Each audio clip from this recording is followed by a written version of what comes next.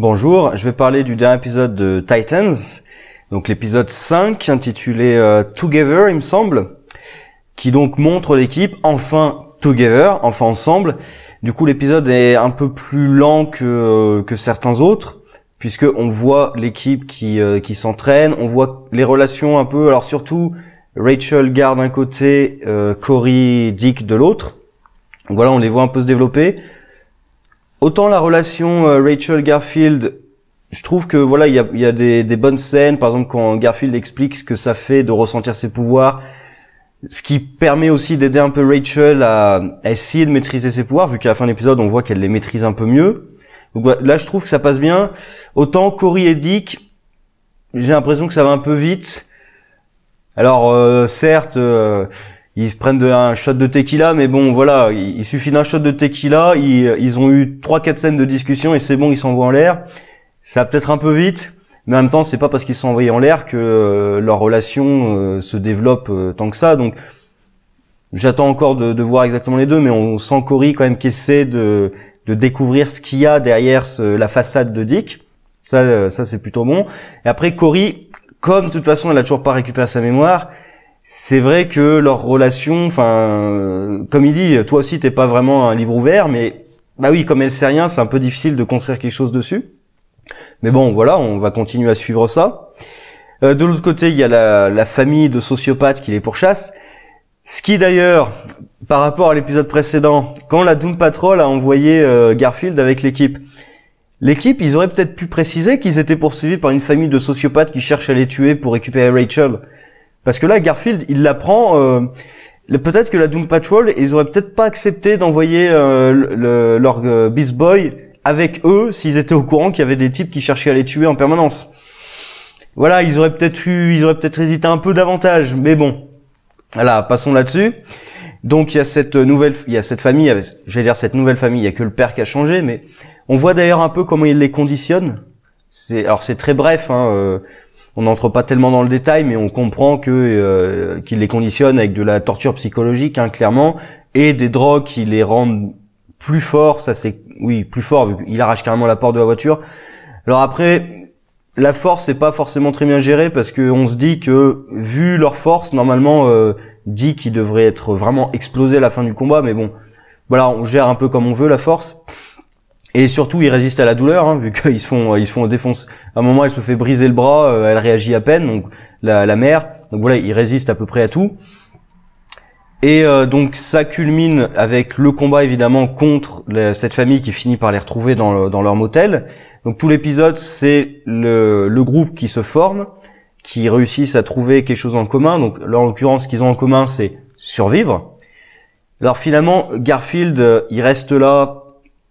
Bon, il reste là pour Rachel, d'accord, mais bon, objectivement, lui, il a pas tellement de raison d'être là.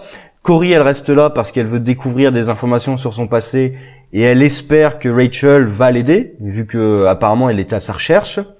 Dick reste là évidemment pour protéger Rachel. Donc ils finissent par se trouver un common ground, je sais pas comment dire en français, un but commun, on va dire ça comme ça. Et ils commencent à s'entraîner. Alors j'espérais qu'il y aurait peut-être un peu plus d'entraînement, parce que là en fait la phase d'entraînement c'est juste chacun qui montre ses pouvoirs aux autres. Voilà, j'espérais qu'il y aurait peut-être un peu plus de ça. Après, dans les épisodes à venir, j'imagine quand même qu'ils vont apprendre à s'entraîner au fur et à mesure, parce que là littéralement dans le combat final, c'est Robin qui fait tout. À la fin, il y a Rachel et Gar qui interviennent vite fait, mais en fait c'est Robin qui fait tout le travail. Donc bon, mais j'imagine par la suite qu'ils vont s'entraîner, apprendre à travailler ensemble et tout.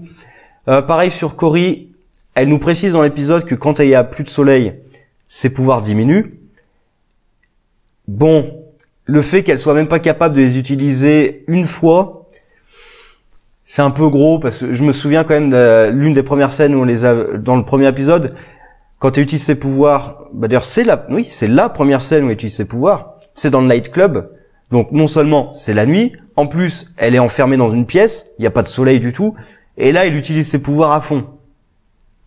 Alors on peut dire, certes, dans l'épisode, elle a utilisé ses pouvoirs plus tôt, donc elle s'est déchargée, mais elle devrait quand même pouvoir utiliser ses pouvoirs un minimum. Mais le truc, c'est que si elle utilise ses pouvoirs, bah la famille, ils ont aucune chance. Ils sont brûlés vifs instantanément.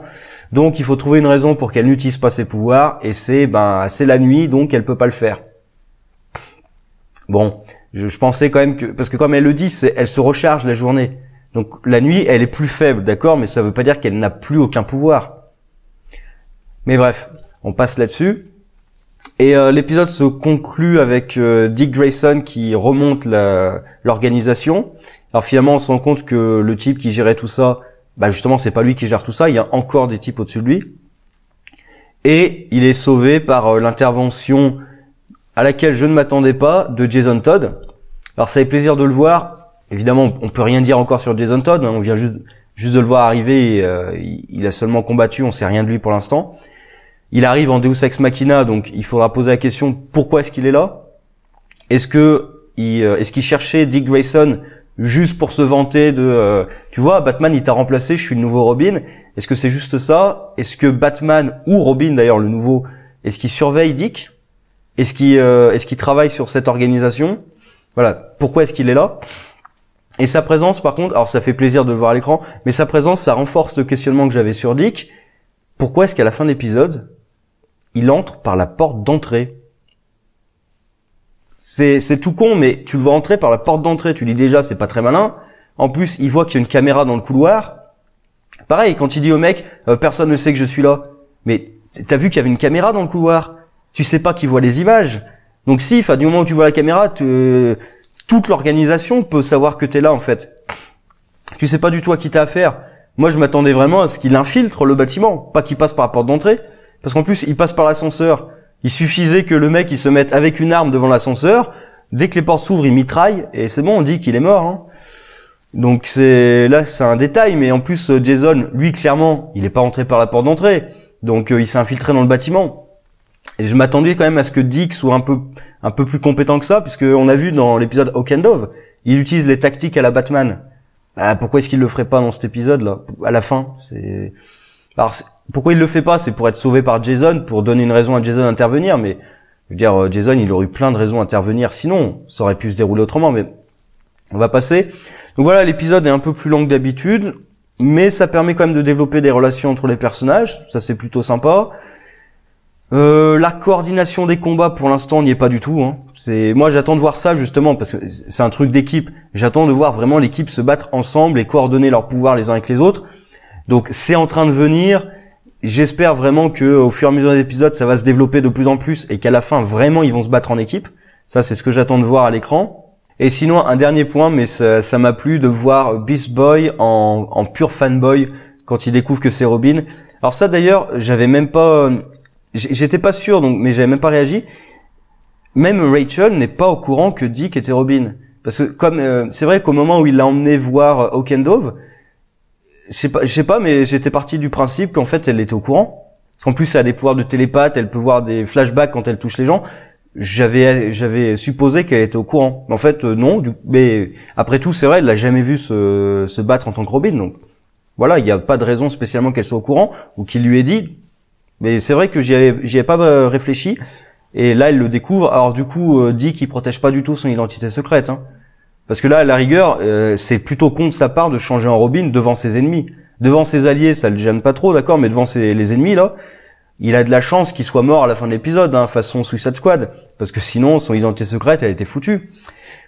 Donc, alors que finalement, pour se battre, il a pas besoin de son costume. Il a besoin de ses gadgets et de ses armes, mais il a pas besoin de son costume pour se battre. Il aurait pu le faire sans le costume. Ça aurait permis... Bon, évidemment, il le fait pour que le héros découvre que c'est lui. Et comme de toute façon, les méchants vont mourir et qu'on le sait tous, c'est pas grave qu'il découvre son identité secrète. Mais bon. Mais ça m'a bien plu, la scène de Beast Boy qui se rend compte et qui dit, mais t'es Robin? Bah alors tu connais Batman? Évidemment qu'il connaît Batman. Est-ce qu'on va voir Batman? Parce que ça, c'est aussi un peu la question que je me pose. C'est est-ce qu'on va voir Batman dans cette série? Ou alors est-ce qu'on va se contenter de toujours le voir de dos? Ce qui est possible aussi, hein. On verra. Et le prochain épisode, du coup, j'imagine que ça va s'axer beaucoup sur... Alors, je sais pas si ça va s'axer beaucoup sur Dick ou sur Jason. Je pense plus sur Dick que sur Jason, mais on aura peut-être un peu de flashback Jason pour nous expliquer comment il est devenu Robin. Moi, j'adorerais voir la scène live de Jason qui essaie de piquer les roues de la Batmobile. Parce que c'est comme ça qu'ils se sont rencontrés, Batman et Jason. Il a essayé de piquer les roues de la Batmobile et t'as Batman qui débarque. Ça, j'adorerais voir cette scène en live, franchement, et voir la réaction de Batman devant le gamin. On verra. Je pense que ça va surtout être axé Dick.